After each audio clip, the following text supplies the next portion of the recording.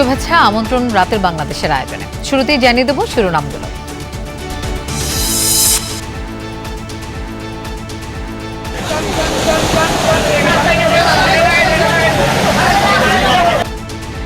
কেরানীগঞ্জে কারখানায় ভয়াবহ অগ্নিকাণ্ডে এ পর্যন্ত 5 জনের মরদেহ উদ্ধার।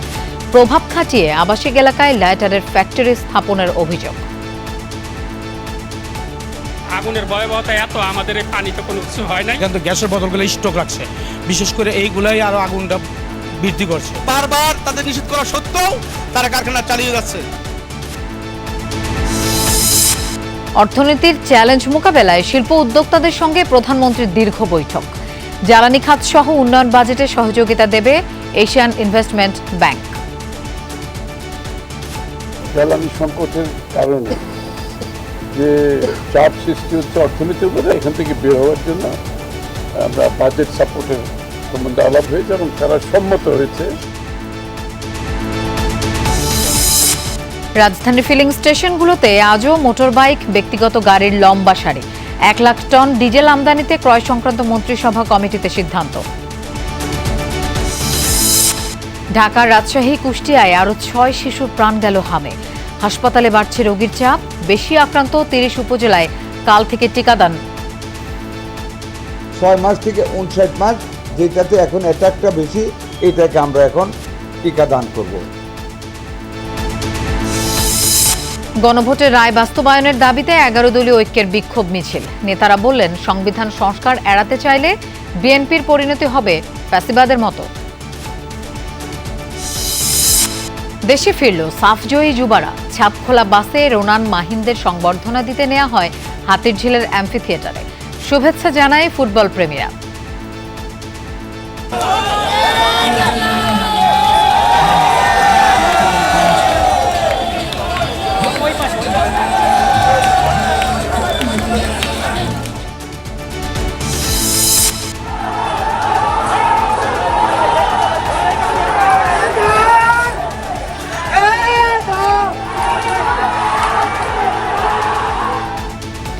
ফরিদপুরের ভাঙায় ফুটবল খেলার মাইকিং কেন্দ্র করে 8 গ্রামের বাসিন্দাদের সংঘাত। আহত 2 শতাধিক। যৌথ বাহিনীর চেষ্টায় 5 ঘণ্টা পর নিয়ন্ত্রণে পরিস্থিতি। বিধ্বস্ত F-15 এর নিখোঁজ পাইলটের হদিস মেলেনি এখনো। চলছে দুপক্ষের পাল্টাপাল্টি অভিযান। ইরানের বুশেহর পরমাণু কেন্দ্রে আবারও ইসরায়েলের হামলা।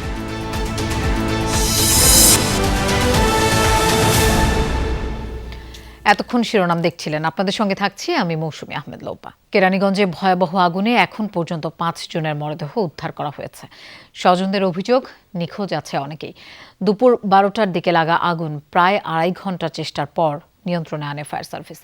এখনও চলছে উদ্ধার কাজ। ঘটনাস্থল পরিদর্শন করে স্বাস্থ্যমন্ত্রী নিহতদের পরিবারকে 2 লাখ টাকা করে সহায়তা দেওয়ার ঘোষণা দেন। তিনি জানান, ঘনবসতিপূর্ণ এলাকা থেকে কারখানা সরিয়ে ফেলতে প্রধানমন্ত্রীর কাছে অনুরোধ জানানো হবে। দুপুর 12টার দিকে ঢাকার কেরানীগঞ্জের কদমতলীতে গ্যাস লাইটার কারখানায় আগুন লাগে। দাহ্য পদার্থ থাকায় দ্রুততা ছড়িয়ে পড়ে। বহুদূর থেকে দেখা যায় ধোঁয়া আর আগুনের লেলিহান শিখা। আতঙ্ক ছড়িয়ে পড়ে গোটা এলাকায়। দ্রুত ঘটনাস্থলে পৌঁছায় ফায়ার সার্ভিসের 7টি ইউনিট। প্রায় 2.5 ঘন্টা চেষ্টার পর দুপুর 2:30টার দিকে আগুন নিয়ন্ত্রণে আনে তারা। পানি মারছি, কিন্তু আগুনের ভয়াবহতা এত, আমাদের এই পানিতে কোনো কিছু হয় নাই। আরেকবার আগুন লাগছে, আমরা বারবার তাদের নিষেধ করা সত্ত্বেও তারা কারখানা চালিয়ে যাচ্ছে। এখান থেকে গ্যাসের বোতলগুলো স্টক রাখছে, বিশেষ করে এইগুলাই আরো আগুনটা বৃদ্ধি করছে। আমি যে বাসায় থাকি, আমার বাসাটা এই বাসাটার 5টা বাড়ির পরে, ঠিক আছে? সেখান থেকে আমার বাড়ির মানুষ সবাই আতঙ্কে ডরে নেমে গেছে। আমার স্বাস্থ্য আজকে সকালে কাজে আসছে, তখন এখানে আগুন লাগার কথা শুনে আমি ফোন দেই, তখন থেকে ফোন বন্ধ। তারপরে থেকে তারিখ খুঁজে পাচ্ছি না। আগুন লাগার সময় কারখানাটিতে অন্তত 30 জন শ্রমিক কাজ করছিল বলে জানায় এলাকাবাসী। আগুনের সময় শ্রমিকরা বের হতে পারেনি বলে অভিযোগ তাদের। ওই সার্চ টিম সার্চ করার পর আমরা 5টা ডেড বডি রিকভারি করি এখান থেকে। মালিক পক্ষের গাফিলতি আছে অবশ্যই। এই প্রতিষ্ঠানে আমরা নোটিশ দিয়েছি এবং তাদেরকে বারবার পরামর্শ দেওয়া হয়েছে যে অগ্নি নির্বাপন ব্যবস্থা যেটা নিয়ম অনুযায়ী ফায়ার সেফটি প্ল্যান সহ অগ্নি নির্বাপনের পূর্ণাঙ্গ ব্যবস্থা রাখার জন্য। সন্ধ্যায় ঘটনাস্থলে পরিদর্শন করে স্বাস্থ্যমন্ত্রী জানান, দুর্ঘটনার জন্য দায়ীদের বিরুদ্ধে ব্যবস্থা নেওয়া হবে। ঘন বসতিপূর্ণ এলাকায় কেউ যেন গ্যাস এবং কেমিক্যাল জাতীয় কারখানা খুলতে না দেওয়া হয়, সেজন্য প্রধানমন্ত্রীর সহায়তা চাওয়া হবে। আর কি সহায়তা বলেন, রুগী খুঁজতেছি চিকিৎসা করার জন্য। যারা মারা গিয়েছেন তাদেরকে 2 লক্ষ টাকা করে আগামীকাল আমার শ্রমমন্ত্রী এসে দিবেন। এইখানে আসছি, এটা ভেঙে এখন দেখব ভিতরে আর লাশ আছে কিনা, যাতে আর আগুন না ছড়ে মানুষের যাতে ক্ষয়ক্ষতি না হয়। এটা তো একটা অন্যায় কাজ। এরকম একটা গিঞ্জি এলাকার ভিতরে বারবার মানা করা সত্ত্বেও যদি আইনকে আঙ্গুল দেখে যদি কেউ খুলে থাকে, হি মাস্ট বি কট এবং হি উইল বি পানিশ। আগুন লাগার কারণ অনুসন্ধানে কমিটি গঠন করেছে fire service. Rajib Ahmed, Jamuna News, Dhaka. জ্বালানি খাত সহ বাংলাদেশের উন্নয়নে আসন্ন বাজেটে সহযোগিতা করতে সম্মত হয়েছে Asian infrastructure investment bank AIIB। এছাড়া বন্ধ সরকারি বেসরকারি কারখানা চালুর বিষয়ে উদ্যোগ নেওয়ার কথা জানিয়েছেন অর্থ পরিকল্পনা মন্ত্রী আমির খসরু মাহমুদ চৌধুরী। বিনিয়োগ বান্ধব পরিবেশ তৈরি করতে দেশের বেশ কয়েকজন ব্যবসায়ী ও শিল্প উদ্যোক্তাদের সাথে বৈঠক করে মতামত চান প্রধানমন্ত্রী তারেক রহমান। মন্ত্রী, সচিব ও ব্যবসায়ীদের সমন্বয়ে প্রাইভেট সেক্টর অ্যাডভাইজারি কাউন্সিল করেছে সরকার, যার সদস্য হিসেবে রয়েছেন ডিবিএল গ্রুপের M A Jabbar, Pacific jeans গ্রুপের সৈয়দ মোহাম্মদ তানভীর, অ্যাপেক্সের সৈয়দ নাসিম মঞ্জুর, বে ফুটওয়্যারের জিয়র রহমান ও প্রাণ আরফেলের আহসান খান চৌধুরী। শনিবার প্রধানমন্ত্রীর কার্যালয়ে কাউন্সিলের প্রথম সভায় সভাপতিত্ব করেন প্রধানমন্ত্রী তারেক রহমান। দেশে ব্যবসা ও বিনিয়োগ বান্ধব পরিবেশ তৈরি করতে ব্যবসায়ীদের কাছে মতামত চান প্রধানমন্ত্রী। সভায় উত্থাপিত কিছু সংকট তাৎক্ষণিকভাবেই সমাধান করেন তারেক রহমান। বিনিয়োগ বান্ধবের হওয়ার যে প্রক্রিয়া, সেই হিসাবে আজকে ব্যবসায়ী নেতৃবৃন্দের সাথে বসা হয়েছে। তাদের কাছ থেকে উনি শুনেছেন যে বিনিয়োগের পথে বাধা কোথায়, তাদের বিনিয়োগে বাধা কোথায় কোথায় পাচ্ছে, এগুলোর সমাধান উনি করতে চান, খুব সহসা করতে চান এবং এইগুলো শুনেছেন। কিছু কিছু সমাধান অন দ্য স্পট দিয়েছেন, আর বাকিগুলো আলোচনার মাধ্যমে সমাধান দেওয়া হবে। নতুন প্রজেক্টের বাইরেও যেগুলো পুরনো প্রজেক্ট বন্ধ হয়ে আছে, এগুলো চালু করার জন্য আলোচনা হয়েছে এবং এগুলোর উপর সমাধান দিয়ে আমরা আশা করি অনেকগুলো প্রজেক্ট চালু করা হবে। পরে এশিয়ান ইনফ্রাস্ট্রাকচার ইনভেস্টমেন্ট ব্যাংকের প্রতিনিধি দলের সাথে সৌজন্য সাক্ষাৎ করেন প্রধানমন্ত্রী। এ সময় বাংলাদেশের উন্নয়নে প্রতিষ্ঠানটি সহযোগিতা করার প্রতিশ্রুতি দেয়। জ্বালানি সংকটের কারণে যে চাপ সৃষ্টি হচ্ছে অর্থনীতির উপরে, বাংলাদেশের উপরে, সারা বিশ্বের সব দেশের উপর এই চাপটা সৃষ্টি হচ্ছে। এখান থেকে বের হওয়ার জন্য আমরা বাজেট সাপোর্টের সম্বন্ধে আলাপ হয়েছে এবং তারা সম্মত হয়েছে, তারা বাজেট সাপোর্ট দেবে বাংলাদেশকে। আবহাওয়াজনিত যে প্রজেক্টগুলো আছে ক্লাইমেটের সাথে জড়িত, এগুলোতে তারা সহায়তা দেবে, যেমন সোলার পাওয়ার সাথে জড়িত, তারপরে ইলেকট্রিক ভেহিকেলস সহ যে ক্লাইমেট জনিত যে সমস্ত প্রজেক্ট আছে, এখানে তারা সাপোর্ট দেবে। বিকেলে প্রধানমন্ত্রীর সভাপতিত্বে উন্নয়ন পরিকল্পনা সংক্রান্ত আরও একটি সভা অনুষ্ঠিত হয়। আরেফিন শাকিল, যমুনা নিউজ, ঢাকা। দেশ জুড়ে কাটছে না জ্বালানি তেলের সংকট। রাজধানীর বেশিরভাগ পাম্পে চাহিদা বেশি অকটেন ও পেট্রোলের। এই দুই জ্বালানির সংকটও বেশি, তাই পাম্পগুলোর সামনে আজও ব্যক্তিগত গাড়ি ও মোটরবাইক চালকদের লম্বা লাইন দেখা গেছে। অনেক গ্রাহক জানান, জ্বালানি তেলের সংকটে তাদের জীবিকা বন্ধ হওয়ার উপক্রম হয়েছে। মিরপুর রোডে বাইকের লম্বা সারি, জ্বালানি তেলের জন্য অপেক্ষা করছে শত শত মানুষ। তাদেরই একজন মামুন কাজ করেন পার্সেল সরবরাহ প্রতিষ্ঠানে। তেলটা না পাই তাইলে আমার এই অফিসে কার্যক্রম বন্ধ থাকবে, আর আমাদের যেহেতু টার্গেটে কাজ, টার্গেট ফিল আপ না করলে তো আমি মান্থলিভাবে স্যালারিটা পাবো না। তেল না নিলেও বেতন পাবো না, আবার তেল নিতে আসা বেতন বন্ধ আর কি। এমন বিপদে অনেকেই, তাই পাম্পগুলোর সামনে লাইন লম্বা হয়, কিন্তু জ্বালানি তেল মেলে না। ঘন্টার পর ঘন্টা অপেক্ষা করছেন শত শত মানুষ। আমি গতকালকে রাত্রে 12:30টায় লাইনে দাঁড়াইছি, এখনো পর্যন্ত তেল নিতে পারিনি। কিছু করার নাই, আজকে না নিতে পারলে কালকে থেকে অফিস করতে পারবো না, এই জন্য আজকে এই কষ্টটা করতে চাই। সরকারের 2 টাকা আবার কমায় দিতে হবে, তাহলে যারা মজুত করছে তারা ধরা খাবে। সরকার যদি ঘোষণা করে দেয় যে তেলের ক্রাইসিস আসে, আমার মনে হয় যাদের খুব বেশি প্রয়োজন না তারা বাইকটা বের করবে না। একবার নিয়ে 20 মিনিট পর আবারও জ্বালানি তেল নিতে আসা গ্রাহকেরও দেখা পাওয়া গেল কল্যাণপুরের এক পাম্পে। এরকম অনেকেই প্রয়োজনের অতিরিক্তও নিচ্ছেন। 20 মিনিট আগেই তেল নিচ্ছেন, আবার এখন নিচ্ছেন কেন? এখন 200 টাকার তেলে তো কিছুই হয় না, এদিক ওদিক যাওয়া লাগে, ভার্সিটি যাওয়া লাগে। এখন তেল নাই, দেখেন আপনি টাঙ্কি খুলে দেখেন, আপনি ক্যামেরাটা এইখানে মিক্স করেন, দেখেন কতটুক তেল আছে। এরা তেল নিছে, নিয়ে আবার ঘুরে ঘুরে আসতেছে। ডিপো থেকে দেয়া জ্বালানি তেল পাম্পগুলোতে সঠিকভাবে পৌঁছানো ও বিতরণ তদারকিতে দেখা গেছে কোম্পানিগুলোর প্রতিনিধিদের। তারা বলছেন গত বছরের হিসেবে পাম্পগুলোকে জ্বালানি তেল সরবরাহ করা হচ্ছে। পাম্পের ব্যবস্থাপক বলছেন চাহিদার অস্বাভাবিক বৃদ্ধিতে বরাদ্দ জ্বালানি তেল শেষ হচ্ছে কয়েক ঘন্টার মধ্যেই। 4 দিন ধরে অকটেন ছিল না তাদের, আজকে অকটেন দেওয়া শুরু করছে। আর ডিজেলটা তারা নিয়মিত পাচ্ছে। ডিজেলে তেমন সিএল না, শুধু অকটেন। আর বেশি সমস্যাটা হয়েছে বাইকওয়ালারা। 4,500 দিয়ে 3-4 দিন চলে যেত, এখন সে তেল 2 ঘন্টার থেকে 3 ঘন্টার ভিতর পুড়ে যায়। এদিকে সকালে রাজধানীর বেশিরভাগ পাম্পে মেলেনি অকটেন এবং পেট্রোল, তবে সেখানে ডিজেলের সংকট দেখা যায়নি। শাকিল হাসান, যমুনা নিউজ, ঢাকা। কাজাখস্তান থেকে সরাসরি ক্রয় পদ্ধতিতে 1 লাখ টন ডিজেল কেনার প্রস্তাব অনুমোদন দিয়েছে ক্রয় সংক্রান্ত মন্ত্রিসভা কমিটি। এছাড়া টেবিলে উত্থাপন করে অনুমোদন দেওয়া হয় 2 কার্গো এলএনজি ক্রয় প্রস্তাব। জরুরি ভিত্তিতে বিভিন্ন ধরনের জ্বালানি তেল আমদানির জন্য ছুটির দিন শনিবার বিকেল 5টার পরে ভার্চুয়ালি বসে ক্রয় সংক্রান্ত মন্ত্রিসভা এবং অর্থনৈতিক বিষয় সংক্রান্ত মন্ত্রিসভা কমিটির বৈঠক। ক্রয় সংক্রান্ত মন্ত্রিসভা কমিটির সভায় মোট 3 প্রস্তাব উত্থাপন হলেও 2টি প্রস্তাব প্রত্যাহার করা হয় 11 লাখ টন ডিজেল ও 1 লাখ টন অকটেন কেনার প্রস্তাব। আর অর্থনৈতিক বিষয় সংক্রান্ত মন্ত্রিসভা কমিটির সভায় ডিবিএস ট্রেডিং হাউস থেকে 10 লাখ টন ডিজেল এবং 1 লাখ টন অকটেন কেনার প্রস্তাব অনুমোদন দেওয়া হয়। এছাড়া ম্যাক্সওয়েল ইন্টারন্যাশনাল থেকে 1 লাখ টন ডিজেল ও কাজাখস্তান থেকে 5 লাখ টন কেনার প্রস্তাব অনুমোদন দেওয়া হয়। আগামীকাল থেকে শুরু হামের বিশেষ টিকাদান কর্মসূচি। 6 মাস থেকে 59 মাস বয়সী শিশুরা এই টিকা পাবে। কেউ আগে টিকা পেয়ে থাকলেও ক্যাম্পেইনে টিকা নিতে পারবে। দুপুরে স্বাস্থ্য মন্ত্রণালয়ে সংবাদ সম্মেলনে এসব তথ্য জানিয়েছেন স্বাস্থ্যমন্ত্রী সর্দার সাখাওয়াত হোসেন। সারা দেশ নয়, প্রথম পর্যায়ে টিকা দেওয়া হবে 30টি উচ্চ ঝুঁকিপূর্ণ এলাকায়। দেশে প্রতিদিন হাজারের বেশি মানুষের হামের উপসর্গ দেখা দিচ্ছে। 19 দিনে মারা গেছেন প্রায় 100 জন। পরিস্থিতি নিয়ন্ত্রণে বিশেষ টিকা কর্মসূচি শুরু হচ্ছে রোববার। 18টি জেলার 30টি উপজেলায় ক্যাম্পেইন চলবে। এসব এলাকায় হামের সংক্রমণ সবচেয়ে বেশি। পরে দেশের অন্য এলাকাতেও শুরু হবে কর্মসূচি। হামের টিকা দেয়া হয় 9 মাস বয়সে। পরিস্থিতি বিবেচনায় টিকা নেয়ার বয়স কমল 3 মাস। এখন থেকে 6 মাস বয়স পরেই দেয়া যাবে এই টিকা। এই 30টা উপজেলা শুরু করা মানে আমাদের কার্যক্রম শেষ না। আমরা এটাকে যেহেতু এখানে প্রবল আকার ধারণ করেছে, এটাকে আমরা কন্ট্রোলে নিয়ে বাকিগুলিতে আমরা কাজে অগ্রসর হব ইনশাল্লাহ। কোনোটাই থেমে থাকবো না। ফার্স্টে শুরু করতেছি 6 মাস থেকে 59 মাস, যেটাতে এখন অ্যাটাকটা বেশি, এটাকে আমরা এখন টিকা দান করব।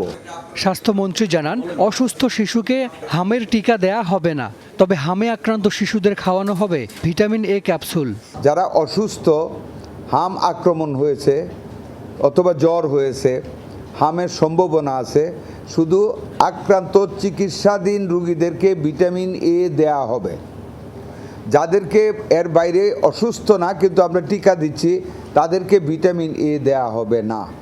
সংবাদ সম্মেলনে জানানো হয়, হামে আক্রান্ত 82 ভাগের বয়স 6 মাস থেকে 59 মাসের মধ্যে। আমরা কিন্তু আপ্রাণ চেষ্টা করতেছি, ডেথ রেট কমিয়ে আসছে ইনশাল্লাহ।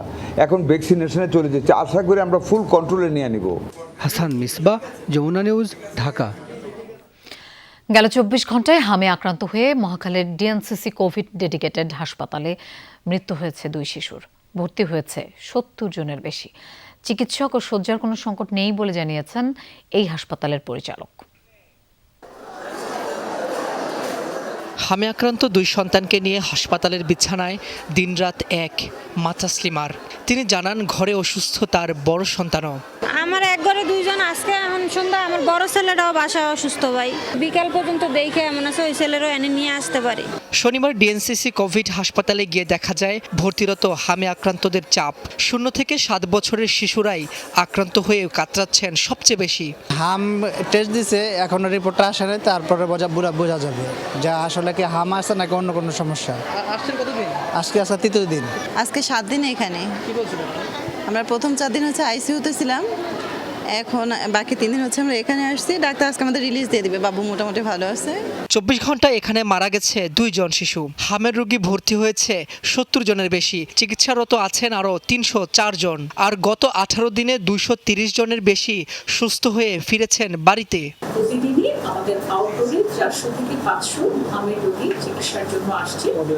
এ পর্যন্ত আমরা 550 জন রোগীর মতো ইনডোরে রেখে আমরা চিকিৎসা দিয়েছি এবং আজকের দিনে আমাদের এখানে 300 বেশি রোগী ভর্তি আছে। হামের চিকিৎসার জন্য নির্ধারিত ডিএনসিসি কোভিড হাসপাতালটি ওয়ার্ড ও চিকিৎসক সংকট নেই বলে জানান পরিচালক। যত বেশি পরিশ্রম করেই হোক এই সিচুয়েশন থেকে সবাইকে সেভ করতে হবে। সে কারণে আমাদের বর্তমান যে লোকবল আছে আমরা সবাই হাইয়েস্ট ডেডিকেটেড ওয়েতে 100% রোগী দেওয়ার চিকিৎসা করছি। এখন পর্যন্ত আমাদের যে পেশেন্ট ফ্লো আছে সেটাতে আমরা লোকবল দিয়ে ম্যানেজ করতে পারছি। কাল থেকে হামের টিকা দেওয়া শুরু হলে সংক্রমণ কমে আসবে বলে আশা চিকিৎসকদের। রাব্বি হোসেন, যমুনা নিউজ, ঢাকা। দেশের রাষ্ট্র ক্ষমতা একক ব্যক্তির দ্বারা পরিচালনা করবে বলে গণভোট চায় না বিএনপি, এমন অভিযোগ করেন 11 দলীয় জোটের নেতারা। বলেন, সরকার গণরায়কে হাইকোর্ট দেখালে জনগণ রাজপথে মোকাবেলা করবে। সংস্কার এড়িয়ে আবারও ফ্যাসিবাদ কায়েম করতে চাইলে বিএনপিকেও ফ্যাসিবাদের পরিণতি ভোগ করার হুঁশিয়ারি দেন জোটের নেতারা। বিকেলে গণভোটের রায় বাস্তবায়নের দাবিতে বিক্ষোভ মিছিলে এসব কথা বলেন তারা। বিএনপি সরকার ক্ষমতা গ্রহণের পর এ প্রথম রাজপথের আন্দোলনে বিরোধী দলগুলো। বাইতুল মোকাররমের উত্তর গেটে আয়োজিত এই বিক্ষোভ কর্মসূচিতে অংশ নেয় 11 দলীয় জোটের নেতাকর্মীরা। গণরায়কে প্রত্যাখ্যান করলে গণরায় আবার এই সরকারকে প্রত্যাখ্যান করতে বাধ্য হবে। অবিলম্বে গণভোটের রায় অনুযায়ী সংবিধান সংস্কারের দাবি জানান তারা। সংস্কার নিয়ে বিএনপি মুনাফিকি আচরণ করছে বলে অভিযোগ করে সমাবেশে জোটের নেতারা বলেন, সরকার গণরায়কে হাইকোর্ট দেখালে রাজপথে মোকাবেলা করবে জনগণ। আমরা যারা 11 দল এখানে একত্রিত হয়েছি, we also have a plan. We will never allow fascism to return to Bangladesh. BNP যে পথে হাঁটছে সেটা জনগণের বিরুদ্ধ পথ, সেটা ফ্যাসিবাদের পথ। আমাদেরকে তার বিরুদ্ধে রুখে দাঁড়াতে হবে। 70% জনগণের হ্যাঁ ভোটের রায়কে যারা অস্বীকার করে বেঈমানি করতে চায় তাদের স্থান এই বাংলার মসনদে হবে না ইনশাআল্লাহ। জোট নেতারা বলেন, গণভোট, গুম প্রতিরোধ ও প্রতিকার, দুদক, মানবাধিকার কমিশন অধ্যাদেশ সহ অন্তর্বর্তী সরকারের আমলে জারি করা 20টি অধ্যাদেশ অনুমোদনের জন্য তোলা হচ্ছে না সংসদে। এতে কার্যকারিতা হারাচ্ছে অধ্যাদেশগুলো। সংস্কার এড়িয়ে আবারও ফ্যাসিবাদ কায়েম করতে চাইলে পরিণতি ভালো হবে না বলে হুঁশিয়ারি দেন নেতারা। সংস্কারকে এড়িয়ে গিয়ে আবার ফ্যাসিবাদ যদি কায়েম করতে চান, ইতিহাস থেকে সবক নেন, সেই পরিণতি আপনাদেরকে ভোগ করতে হবে। যতক্ষণ দাবি আদায় না হবে ততক্ষণ পর্যন্ত আমরা রাজপথ ছাড়বে না। বারবার বলছি, এদেশের জনগণের গণরায়কে যদি হাইকোর্ট দেখান, এদেশের জনগণ রাজপথে আপনাদেরকে মোকাবেলা করবে ইনশাআল্লাহ। আমরা তো বুঝি আপনারা সংস্কার চান না, গণভোট চান না। তার পেছনের কারণ হলো আপনারা বাংলাদেশের রাষ্ট্র ক্ষমতাকে, বাংলাদেশের সাংবিধানিক প্রতিষ্ঠানগুলোকে এক ব্যক্তির করায়ত্ত করে রাখতে চান। জামায়াতের নায়েবে আমির এটিএম আজহারুল ইসলাম বলেন, গণভোটের রায়কে অস্বীকার করা মানে এক ব্যক্তির হাতে শাসন কায়েম করা। জুলাই বিপ্লব ছিল একজন ব্যক্তির হাতে ক্ষমতা কুক্ষিগত না করে জনগণের ক্ষমতা জনগণের কাছে ফিরিয়ে দেওয়া।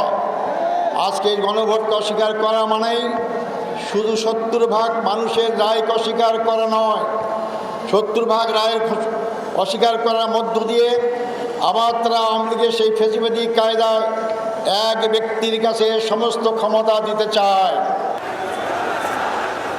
সমাবেশ শেষে বাইতুল মোকাররম মসজিদের সামনে থেকে বিক্ষোভ মিছিল করে 11 দলীয় জোটের নেতারা। মিছিলে যোগ দেন হাজার হাজার নেতাকর্মী। পরে মিছিলটি পল্টন মোড় ঘুরে নাইটেঙ্গেল মোড়ে গিয়ে শেষ হয়। ফয়সাল মাহমুদ, যমুনা নিউজ, ঢাকা। সংস্কার প্রশ্নে ডক্টর ইউনূস ও আসিফ নজরুল সহ সবাইকে ভূমিকা পালন করতে হবে, এই মন্তব্য করেছেন জাতীয় নাগরিক পার্টি এনসিপির আহ্বায়ক ও বিরোধী দলীয় চিফ হুইপ নাহিদ ইসলাম। অধ্যাদেশগুলো বাস্তবায়নে তাদেরকেও রাজপথে নেমে আসার আহ্বান জানিয়েছেন তিনি। দুপুরে সৌদি আরব থেকে উমরা পালন শেষে শাহজালাল বিমানবন্দরে অবতরণের পর সাংবাদিকদের প্রশ্নের জবাবে নাহিদ এসব কথা বলেন। যারা অন্তর্বর্তী সরকারের দায়িত্বে ছিলেন, ডক্টর মোহাম্মদ ইউনূস সহ, এই যে আমাদের আইন উপদেষ্টা আসিফ নজরুল সহ যার যে সকল উপদেষ্টা ছিলেন, গুরুত্বপূর্ণ ভূমিকা পালন করেছেন, তাদেরকে দায়িত্ব নিতে হবে। তারা তো এই অধ্যাদেশগুলো করেছিল, তো তারা কেন করেছিল, এখন যে বাতিল করা হচ্ছে, এগুলো নিয়ে তাদেরকে কথা বলতে হবে। ডক্টর মোহাম্মদ ইউনূসকে মুখ খুলতে হবে। একটি শক্তি দেশের স্থিতিশীলতা নষ্ট করার চেষ্টা করছে বলে অভিযোগ করেছেন স্থানীয় সরকার মন্ত্রী মির্জা ফখরুল ইসলাম আলমগীর। সন্ধ্যায় ঢাকেশ্বরী মন্দিরে জাতীয় পর্যায়ে গীতাপাঠ প্রতিযোগিতার পুরস্কার বিতরণী অনুষ্ঠানে তিনি বলেন, যারা দেশকে অস্থিতিশীল করতে চায় তাদের পরাজিত করতে হবে। বিএনপি 24-এর গণ অভ্যুত্থানকে ধারণ করে উল্লেখ করে ঐক্য বিনষ্টকারীদের বিরুদ্ধে সচেতন থাকার আহ্বান জানান মির্জা ফখরুল। ফ্যাসিস্টদের পরাজিত করে দেশ গড়ার নতুন সুযোগকে কাজে লাগানোর প্রত্যাশা ব্যক্ত করেন তিনি। অনুষ্ঠানে ভারতীয় হাইকমিশনার প্রণয় ভার্মা বলেন, ভারত সবসময় গণতান্ত্রিক বাংলাদেশকে সমর্থন করে। হিন্দু মুসলমান বৌদ্ধ খ্রিস্টান আমরা একযোগ হয়ে সংগ্রাম করে লড়াই করে দেশকে স্বাধীন করেছিলাম।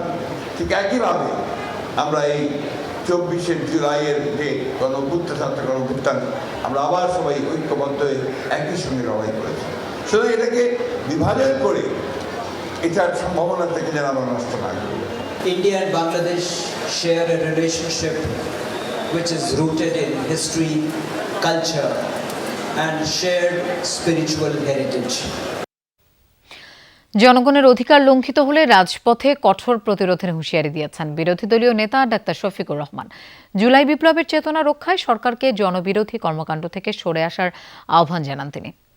রাজধানীর পীরের বাগে ঈদ পুনর্মিলনী ও গণসংবর্ধনা অনুষ্ঠানে ডাক্তার শফিকুর রহমান বলেন, জুলাই অভ্যুত্থানের মধ্য দিয়ে এই সরকার ক্ষমতায় এলেও তারা জনগণকে দেয়া ওয়াদা ভুলে গেছে। জ্বালানি সংকট নিয়ে সরকারের বক্তব্যকে বিভ্রান্তিকর আখ্যা দিয়ে তিনি বলেন, দেশ তেলের উপর ভাসছে এমন দাবি বাস্তবতা বিবর্জিত। ডিজিটাল ক্লাসের নামে তরুণ প্রজন্মকে ধ্বংসের হাত থেকে রক্ষায় জনগণকে সাথে নিয়ে জুলাই সনদের সব দাবি আদায়ের ঘোষণা দেন বিরোধী দলীয় এই নেতা। যদি আমরা সহযোগিতা করার চেষ্টা করার পর সরকার আমাদের সহযোগিতা গ্রহণ না করে, সংশোধন না হয়, মানুষের অধিকার এবং ক্ষতি করতেই থাকে অধিকার কেড়ে নিয়ে, আমরা তখন প্রতিবাদ করব এবং প্রয়োজনে আমরা প্রতিরোধ করব। রেল লাইনে বসেছে বাজার, অসচেতন হয়ে হাঁটছে মানুষ। সিগন্যাল পড়লেই যেন ক্রসিং পার হওয়ার তাড়া, ট্রেনের ছাদে ভ্রমণ। রেলওয়ে আইন অনুযায়ী এগুলোর সবকিছুই অপরাধ। প্রায় 150 বছরের পুরনো আইন বাস্তবায়নের কোনো লক্ষণই চোখে পড়ে না। নতুনভাবে আইন তৈরির প্রক্রিয়াও চলমান, কিন্তু এতেই কি নিরাপদ হবে রেল যোগাযোগ, নাকি রেল লাইন শুধুই মৃত্যুর কারণ হবে বারবার? আরও জানাচ্ছেন তানভীর সিদ্দিক টিপু, আর ছবি তুলেছেন রানা হোসাইন।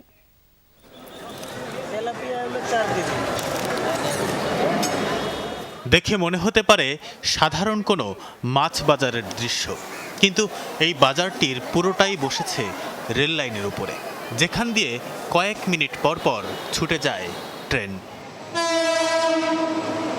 ট্রেন আসার সংকেত পেলেই তল্পি তল্পা গুটিয়ে দৌড়। ট্রেন চলে গেলে আবার আগের জায়গায় ফেরে ব্যবসা। রেলওয়ে আইন 1890-এর 122 ধারা অনুযায়ী রেল লাইনের দুই পাশের 10 ফুট করে 20 ফুট জায়গাকে নিষিদ্ধ এলাকা হিসেবে বিবেচনা করা হয়। অর্থাৎ এই জায়গায় যদি কেউ জোরপূর্বক বা অনুমতি ছাড়া প্রবেশ করেন, তাহলে তা দণ্ডনীয় অপরাধ হিসেবে বিবেচনা করার কথা। কিন্তু এই আইনের বিষয়ে এই এলাকার বেশিরভাগ মানুষই জানেন না, জানলেও মানেন না। রেল লাইনে এভাবে ব্যবসা করা অপরাধ আর ঝুঁকির, তবুও জীবিকার তাগিদ। আগে থেকে অবস্থা এটার উপরে নির্ভরশীল করতেছি। আমাদেরকে বলে, আমরাও বলি কি করবো করে, তারপরে বলে যে যাই কিছু করেন সাবধানে থাকেন, জানি কোনো ক্ষতি হয় না। শুধু ব্যবসা নয়, রেল লাইন হাঁটারও পথ। রেলের আইন বলছে এটিও অপরাধ, কিন্তু জানেন কেউ? এরকম কেউ এভাবে বলে নাই যে এদিক দিয়ে চলাফেরা করা যাবে না বা এটা নিষেধ। আরও কোটি কোটি মানুষ এই আইন সম্পর্কে জানে না। এটা জানানোর দায়িত্ব সরকারের, রেল মন্ত্রণালয়ের। রেলওয়ে পুলিশের 2021 থেকে 2025 সালের হিসাব বলছে এই 5 বছরে ট্রেনে কাটা পড়ে প্রাণ গেছে 5098 জনের। ট্রেন লাইনের উপর বসা বা চলাচলের কারণে মারা গেছেন 2417 জন। রেল লাইনে সময় কাটাতে পছন্দ করেন অনেকে। লাইনে বসে কানে ইয়ারফোন দিয়ে উদাস মনে শোনেন গান। গত 5 বছরে কানে ইয়ারফোন নিয়েই পৃথিবী থেকে বিদায় নিয়েছেন 166 জন। মালিবাগ রেলগেট দেখে বোঝার উপায় নেই এটা লেভেল ক্রসিং। গেট নামলেও ঝুঁকি নিতে পিছপা নন অনেকে। ট্রেন আসার আগ মুহূর্তে চলে প্রাণপণ দৌড় প্রতিযোগিতা। আগে যাওয়ার জন্য দূরত্ব হয়তো দাঁড়িয়ে রইল না, ভাবছে যে ট্রেনটা আসলে তো অনেক সময় লাগবে। যদি একটা গাতার ভিতর পড়ে গেল তখন যাত্রীও শেষ, প্যাসেঞ্জারও শেষ, গাড়িও শেষ, সবই শেষ। গত 5 বছরে রেল ক্রসিং এভাবে দ্রুত পারাপারের চেষ্টা করে প্রাণ হারিয়েছেন 1681 জন। এই চিত্র পুরো দেশের রেল যোগাযোগ ব্যবস্থার। কোথাও মহাসড়কের সাথে যুক্ত রেল লাইন, কিন্তু নেই রেল ক্রসিং। কোথাও আবার রেল ক্রসিং থাকলেও নেই গেটম্যান। রেল পুলিশ বলছে তাদের পর্যাপ্ত লোকবল নেই। আমাদের রেলওয়ে পুলিশের যে জনবল এত কম, এটা স্টেশন, প্ল্যাটফর্ম, রেল, আমাদের যেমন টিজি পার্টি, আমাদের ট্রেন গার্ড যেটা স্বল্পতার কারণে আমরা কিন্তু সব ট্রেনে আমরা ট্রেন গার্ডও দিতে পারি না। রেল কর্তৃপক্ষ বলছে রেল লাইনে সবসময় 144 ধারা জারি থাকলেও তা মানানো যায় না। রেল লাইনের উপরে কিন্তু সবসময় বহাল আছে 144 ধারা।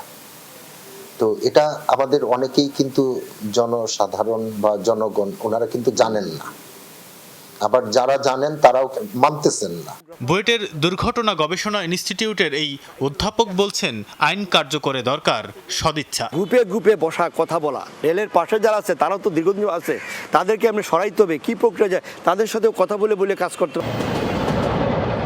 বছরের পর বছর ধরে চলা এই বিশৃঙ্খলা নতুন আইনে কতটা বদলাবে, নাকি অবহেলা আর অসচেতনতায় ঝরতেই থাকবে প্রাণ?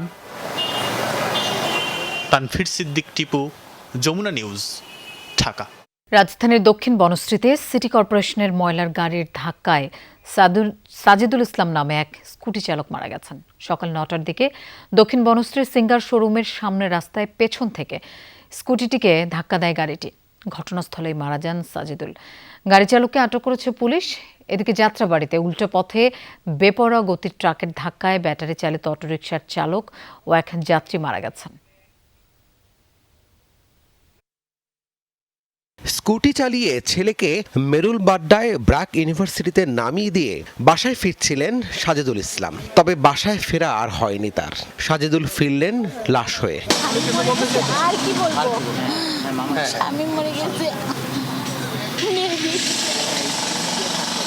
ঢাকা দক্ষিণ সিটি কর্পোরেশনের ময়লার গাড়ি সাজেদুলের প্রাণ কেড়ে নেয়। ঘাতক চালকের দৃষ্টান্তমূলক বিচার দাবি পরিবারের। তো বাসার কাছে আসছে তখন একটা মেবি সিটি কর্পোরেশনের ময়লার গাড়ি তাকে করছে, চাপা দিছে, সাথে সাথে স্পট ডেড হয়ে গেছে। অটো রিক্সা থেকে শুরু করে প্রত্যেকটা যানবাহন এবং সিএনজি, বেবি ট্যাক্সি যেগুলো আছে, মানে কোনো তোয়াক্কা নেই, আইন কানুনের কোনো তোয়াক্কা নেই। এই দুর্ঘটনা থেকে কিভাবে এড়িয়ে যাওয়া যায়, কিভাবে নিজের জীবনটাকে সেভ করা যায়, এর জন্য আমাদের সবাইকে সজাগ থাকতে হবে। আসলে পুলিশ জানায় সকালে স্কুটি চালিয়ে দক্ষিণ বনশ্রীর সিঙ্গার শোরুমের সামনে আসলেই ময়লার গাড়ির ধাক্কায় ঘটনাস্থলেই মারা যান সাজেদুল। ঘাতক চালককে আটক ও গাড়িটি জব্দ করেছে পুলিশ।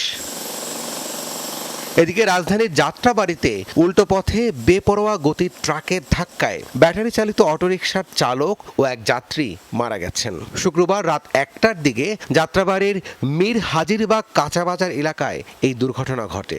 ঘটনার পরপরই ট্রাকটি জব্দ ও এর চালককে আটক করেছে পুলিশ। রাবি সিদ্দিকী, যমুনা নিউজ, ঢাকা। রাজধানীর বাইরেও জ্বালানি তেলের তীব্র সংকট। একটু তেলের জন্য ঘুরতে হচ্ছে এক পাম্প থেকে আরেক পাম্পে, তবুও মিলছে না চাহিদা মতো তেল। এতে বেশ ক্ষুব্ধ গ্রাহকরা। পরিস্থিতি সামাল দিতে হিমশিম পাম্প কর্তৃপক্ষ। তেলের কালোবাজারি ঠেকাতে আইনের বিশেষ ক্ষমতা প্রয়োগের কথা জানিয়েছেন আইনমন্ত্রী। প্রায় 1 মাসেরও বেশি সময় ধরে ভোগান্তিতে সাধারণ মানুষ। প্রতিদিনই পাম্পগুলোতে দীর্ঘ লাইন। যাদের পেশাগত কাজ মোটরসাইকেল নির্ভর, তারা পড়েছেন সবচেয়ে বিপাকে। সংকটের কারণে দেশের বিভিন্ন জেলায় আজও তেল বিক্রি হচ্ছে রেশনিং পদ্ধতিতে। চাহিদার তুলনায় কম সরবরাহের কারণে রংপুর বিভাগের অর্ধেকেরও বেশি পাম্প বন্ধ। এমন অবস্থায় চরম ভোগান্তিতে যানবাহন চালকেরা। সবগুলা পাম্পে যদি মানুষের চাহিদা মতন তেল দিত তাহলে মনে হয় না এই তেলের সংকটটা থাকতো। এখন আমরা এই দাঁড় হয়ে আছি 2 ঘন্টা থেকে সিরিয়ালে, তেল নিচ্ছি 200 টাকা। তেল নিতে আসলে আমাদের প্রায় 3 ঘন্টা মিনিমাম সময় লাগতেছে, যা আমাদের চাকরিজীবী যারা আছি আমরা অফিস বাদ দিয়ে তো তেল নেওয়া যায় না। খুলনা, চট্টগ্রাম, রাজশাহী, ময়মনসিংহ বিভাগেও জ্বালানি তেল নিয়ে গ্রাহকদের ভোগান্তি কমেনি। সবগুলো ফিলিং স্টেশনে লম্বা লাইন, বাইকারদের ভিড়ই বেশি। ঘন্টার পর ঘন্টা লাইনে দাঁড়িয়েও তেল না পাওয়ার অভিযোগ করেন গ্রাহকরা। 200 টাকার তেলের জন্য 2 থেকে 2.5 ঘন্টা দাঁড়া থাকা লাগতেছে। অকটেন বাংলাদেশে উৎপাদিত হয়, বাংলাদেশের অকটেন দিতে এত কেন হয়, গড়িমসি হয়, পেট্রোলের না হয় সমস্যা হতে পারে। পাম্প মালিক ও ডিলারদের দাবি, ডিপো থেকে চাহিদা মতো তেল না পাওয়ায় এমন পরিস্থিতি দেখা দিয়েছে। সবার যা দিচ্ছে যে সিস্টেম সরকারি, সেই সিস্টেম আবার ধরে সিস্টেমের বাইরে কেউ যেতে পারবো না। সরকারের নিয়ম মানিত আমাদের চলতে হবে। ঝিনাইদহের শৈলকুপায় খাল খনন কর্মসূচির উদ্বোধনে আইনমন্ত্রী মোহাম্মদ আসাদুজ্জামান বলেন, তেলের দাম বৃদ্ধি করা হয়নি। কেউ যদি অস্থিতিশীল পরিবেশ তৈরি করে তাহলে বিশেষ ক্ষমতা আইনে ব্যবস্থা নেওয়া হবে বলেও জানান আইনমন্ত্রী। কালোবাজারি এবং মজুতদারির বিরুদ্ধে সেকশন 25-এর যে শাস্তির বিধান করা হয়েছে, প্রয়োজন বোধে সেই শাস্তি আমরা প্রয়োগ করব। তার সর্বোচ্চ শাস্তি মৃত্যুদণ্ড। শামস তাবরিজ উচ্ছ্বাস, যমুনা নিউজ। দর্শক, দেশে ফিরেছে অনূর্ধ্ব 20 সাফ জয়ী বাংলাদেশ ফুটবল দল। তাদেরকে সংবর্ধনা দেয়া হচ্ছে হাতিরঝিলে। সেখানে আমরা সরাসরি চলে যাচ্ছি।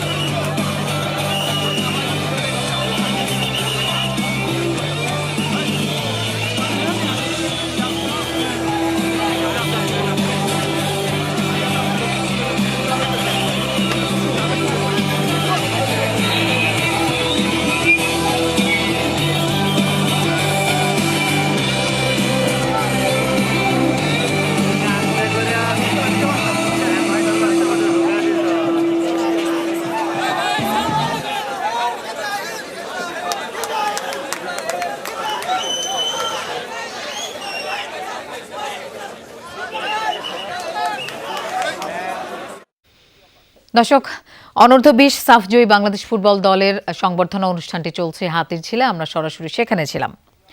দর্শক, বলছিলাম আপনাদের, দেশে ফিরেছে অনূর্ধ্ব 20 সাফ জয়ী বাংলাদেশ ফুটবল দল। টানা দ্বিতীয়বারের মতো এই শ্রেষ্ঠত্ব ধরে রেখে সন্ধ্যা 7:30টায় অবতরণ করে মিঠু রোনানদের ফ্লাইটটি। 6 এপ্রিল পুরো দলকে পুরস্কৃত করার ঘোষণা দেন যুব ক্রীড়া প্রতিমন্ত্রী আমিনুল হক। দীর্ঘ বিমান পথ ও প্রায় 1 ঘন্টা ফ্লাইট বিড়ম্বনা শেষে শনিবার সন্ধ্যা 7:30টার দিকে ঢাকায় অবতরণ করে অনূর্ধ্ব 20 সাফ জয়ী ফুটবলারদের ফ্লাইট। ভ্রমণ ক্লান্তি উপেক্ষা করে সোনালী ট্রফির উজ্জ্বলতায় আবারও যেন উজ্জীবিত পুরো দল। কয়েকটি ম্যাচ হয়েছে, দেন বাংলাদেশ উইন হয়েছে, আর আমরা চ্যাম্পিয়ন হয়েছি, চ্যাম্পিয়ন হয়ে দেশে ফিরছি। Ronald is very good player. সবার টিমমেটদের ভিতরে অনেক কনফিডেন্স ছিল যে আমরা চ্যাম্পিয়ন হতে পারবো। হযরত শাহজালাল আন্তর্জাতিক বিমানবন্দরে টানা দ্বিতীয়বার সাফ শ্রেষ্ঠত্ব ধরে রাখা দলটিকে বরণ করে নেয় যুব ও ক্রীড়া মন্ত্রণালয়। 6 এপ্রিল সাফ জয়ী দলটিকে পুরস্কারের ঘোষণা দেন আমিনুল হক। পাশাপাশি সুলিভান ব্রাদার্স জাতীয় দলে খেলার জন্য প্রস্তুত আছে বলে জানান যুব ও ক্রীড়া প্রতিমন্ত্রী। আগামী 6 এপ্রিল আমাদের বিশ্ব ক্রীড়া দিবস রয়েছে, আপনারা জানেন। সেই দিবস উপলক্ষে আমাদের একটি সংবর্ধনা অনুষ্ঠান আমরা আমাদের এই জাতীয় বীরদের জন্য করছি, এবং সেই দিন এনএসসিতে অডিটোরিয়ামে ইনশাআল্লাহ আনুষ্ঠানিকভাবে তাদেরকে পুরস্কৃত করা হবে। সেটা আর্থিক পুরস্কার অবশ্যই থাকবে তাদের জন্য। ঠিক এইভাবেই কিন্তু লাল সবুজের বিজয় কেতন উড়িয়ে আরও একটিবার সাফের শ্রেষ্ঠত্ব প্রমাণ করেছে বাংলাদেশ অনূর্ধ্ব 20 ফুটবল দল, এবং এই ধারাবাহিকতা বজায় রেখে সামনের দিনগুলোতেও আলো ছড়াতে চায় তারা। ইতিহাস রচনাকারী তরুণ তুর্কিদের বরণ করে নিয়ে ব্যবস্থা করা হয় আলোকসজ্জিত ছাদ খোলা বাসের। তবে বয়স ভিত্তিক দলের অনিয়মিত টুর্নামেন্ট বার্তা দেয় মুদ্রার উল্টো পিঠের, যা নিয়ে অবগত খোদ যুব ও ক্রীড়া প্রতিমন্ত্রী। দেখেন, আমি নিজে ফুটবলার, সো আমি জানি পাইনিয়ার লিগ থেকে কিন্তু আমি আজকে ফুটবলার থেকে আজকে বাংলাদেশের স্পোর্টসের দায়িত্ব নিয়ে কাজ করছি। আগামী 7 দিনের ভিতরেই যা যে বাৎসরিক ক্যালেন্ডারগুলো আমাদের কাছে পেশ করলে আমরা সেইভাবে তাদের সাথে কথা বলে প্রত্যেকটি ফেডারেশনকে নিয়ে আমরা একদম রুট লেভেল থেকে আমরা নতুনভাবে কাজ শুরু করবো ইনশাল্লাহ। দেশের জন্য সম্মান বয়ে আনা ফুটবলারদের যথাযথ পরিচর্যার মাধ্যমে পাইপলাইন শক্তিশালী করার দাবি সংশ্লিষ্টদের। নাসিফ শুভ, যমুনা স্পোর্টস, ঢাকা। ফরিদপুরের ভাঙ্গায় ফুটবল টুর্নামেন্টের মাইকিং করাকে কেন্দ্র করে দ্বিতীয় দিনের সংঘর্ষে 8 গ্রামের 2 শতাধিক বাসিন্দা আহত হয়েছে। বেশ কয়েকটি দোকানপাট লুটপাটেরও ঘটনা ঘটেছে। খবর পেয়ে প্রায় 2.5 ঘন্টার চেষ্টায় পরিস্থিতি নিয়ন্ত্রণে আনে যৌথ বাহিনী। তুচ্ছ ঘটনা নিয়ে প্রথমে বিবাদ, এরপর তুমুল সংঘর্ষ। মারামারিতে অংশ নিতে দেশীয় অস্ত্র নিয়ে কেউ দাঁড়িয়েছে সড়কে, কেউ অবস্থান নিয়েছে বাড়ির ছাদে। যে খেলার আনন্দ ছড়িয়ে দেওয়ার কথা ফরিদপুরের ভাঙার অলিতে গলিতে, সেই ফুটবল টুর্নামেন্টের মাইকিং নিয়েই শুরু হয় বিরোধ। স্থানীয়রা জানায়, সংঘাতে জড়ায় মুনসুরাবাদ, খাপুরা, মাঝিকান্দা, সিঙ্গারিয়া সহ 8 গ্রামের মানুষ। দফায় দফায় চলে ধাওয়া পাল্টা ধাওয়া। টানা 5 ঘন্টা ধরে চলে সংঘর্ষ। লুট করা হয় অর্ধশতাধিক দোকানপাটের মালামাল। পাবলিক পারপাসে না, দুইটা মুয়ে লাগতেছে। পাবলিকের ভিতরে যে ঢুকে যে ফিরাবে এমন কোনো সিস্টেম নাই। মাঝিকান্দা, খাপুরিয়া, সিঙ্গারিয়া পুরো 3 গ্রাম এক, আর মুনসুরাবাদ এক। আমি প্রশাসন এবং এমপি মহোদয়ের কাছে চাইতেছি যে এরকম সহিংসতা যাতে না হোক। খবর পেয়ে ঘটনাস্থলে পৌঁছায় যৌথ বাহিনী। প্রায় 2.5 ঘন্টার চেষ্টায় পরিস্থিতি নিয়ন্ত্রণে আনে তারা। এ সময় আহত হন কয়েকজন পুলিশ সদস্য। সবাইকে উদ্ধার করে পাঠানো হয় হাসপাতালে। এখন পর্যন্ত আমাদের উপজেলা স্বাস্থ্য কমপ্লেক্সে 42 জন রোগী এসেছেন। এর মধ্যে আমরা 18 জনকে ভর্তি রেখেছি। 5 জনের অবস্থা গুরুতর। 5 জনকে উন্নত চিকিৎসার জন্য ফরিদপুর মেডিকেল হাসপাতালে প্রেরণ করা হয়েছে। এখনো পরিস্থিতি শান্ত আছে। আমরা উভয় পক্ষের সাথে আলোচনা করতেছি বা পরিস্থিতি কি করে নিয়ন্ত্রণে আনা যায় সেভাবে আমাদের তৎপরতা অব্যাহত। এর আগে শুক্রবার বিকেলে ফুটবল টুর্নামেন্টের জন্য মাইকিং করে 4 গ্রামের কয়েকজন যুবক। এ সময় মুনসুরাবাদ গ্রামের রাহাত ও তারেকের সাথে পূর্বশত্রুতার জেরে খাপুরা গ্রামের জাহিদ এবং আজিমের কথা কাটাকাটি এবং মারামারি হয়। এরই জেরে মুনসুরাবাদ বাজারের সেক্রেটারি জিন্নাত মাতুব্বরকে মারধর করে খাপুরা গ্রামের কয়েকজন। পরে অন্য গ্রামের বাসিন্দারা একত্রিত হয়ে পাল্টা হামলা চালায়। গতকালের সংঘাতে আহত হয় উভয় পক্ষের 40 জন। সাইফ আহমেদ, যমুনা নিউজ। সুনামগঞ্জের হাওড়ে ফসল রক্ষা বাঁধ কাটা নিয়ে 2 গ্রামবাসীর সংঘর্ষে অন্তত 15 জন আহত হয়েছে। পরিস্থিতি মোকাবেলায় ডাকুয়ার হাওর বাঁধ এলাকায় 144 ধারা জারি করেছে প্রশাসন। সকালে সদর উপজেলার ডাকুয়ার হাওরের বাঁধ কাটাকে কেন্দ্র করে মোহনপুর ও কাঠৈর ইউনিয়নের মানুষ সংঘর্ষে জড়ায়। কয়েকদিনের বৃষ্টিতে হাওরে জলাবদ্ধতা দেখা দেয় বাঁধ কাটার পক্ষে বিপক্ষে অবস্থান নেন স্থানীয়রা। বিষয়টি প্রশাসনের নজরে এলে স্থানীয়দের নিয়ে অতিরিক্ত জেলা ম্যাজিস্ট্রেট সঞ্জিত কুমার জরুরি সভা ডাকে। সভা চলাকালেই কাঠৈর ও মোহনপুর গ্রামের লোকজন সংঘর্ষে জড়ায়। এখনও হদিস মেলেনি বিধ্বস্ত মার্কিন যুদ্ধবিমান F-15 এক পাইলটের। একদিন পরও চলছে দুপক্ষের পাল্টাপাল্টি অভিযান। এদিকে ইরানের বুশেহর পারমাণবিক কেন্দ্রে আবারও হামলা চালিয়েছে ইসরায়েল। শনিবার যৌথ বাহিনী লক্ষ্য বানিয়েছে দেশটির বিভিন্ন পেট্রোকেমিক্যাল স্থাপনাকেও। ইরানের পররাষ্ট্রমন্ত্রীর হুঁশিয়ারি, পরমাণু কেন্দ্র থেকে তেজস্ক্রিয় পদার্থ ছড়িয়ে পড়লে সেটি ধ্বংস করে দেবে পুরো উপসাগরীয় অঞ্চলের মানুষের জীবন। অন্যদিকে ডোনাল্ড ট্রাম্পের দাবি, যুদ্ধবিমান ভূপাতিতের ঘটনা আলোচনার টেবিলে কোনো প্রভাব ফেলবে না। নিখোঁজ মার্কিন এয়ারম্যানের সন্ধানে ইরানের দুর্গম পাহাড়ি অঞ্চলে চলছে ঝুঁকিপূর্ণ অভিযান। নিচু দিয়েই উড়ছে মার্কিন হেলিকপ্টার। প্রহরায় আছে একের পর এক ফাইটার জেট। আশপাশের এলাকাগুলোতেও চলছে তৎপরতা। উদ্ধার অভিযান চালানো বিমান লক্ষ্য করে পাল্টা হামলা চালাচ্ছে IRGC। ইরানের হামলায় ক্ষতিগ্রস্ত হয় মার্কিন A-10 ওয়ারথক ফাইটার জেট। এক পর্যায়ে সেটি বিধ্বস্ত হয় হরমুজ প্রণালীর কাছে।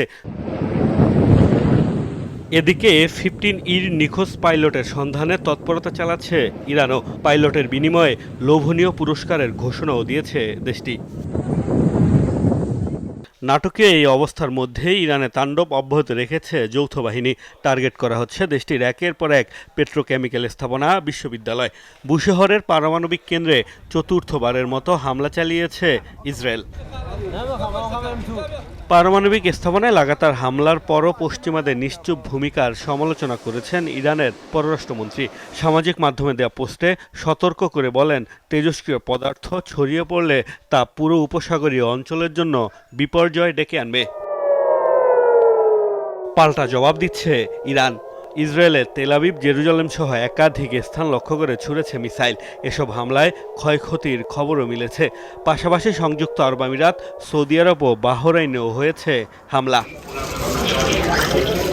এদিকে যুদ্ধবিমান ছাড়াও 160টির বেশি মার্কিন ড্রোন ধ্বংসের দাবি করেছে তেহরান। মার্কিন সংবাদ মাধ্যম এনবিসিকে দেয়া সাক্ষাৎকারে প্রেসিডেন্ট ডোনাল্ড ট্রাম্প দাবি করেছেন, যুদ্ধবিমান ধ্বংসের ঘটনা চুক্তির আলোচনায় কোনো প্রভাব ফেলবে না। মোস্তফা মাহমুদ, যমুনা নিউজ।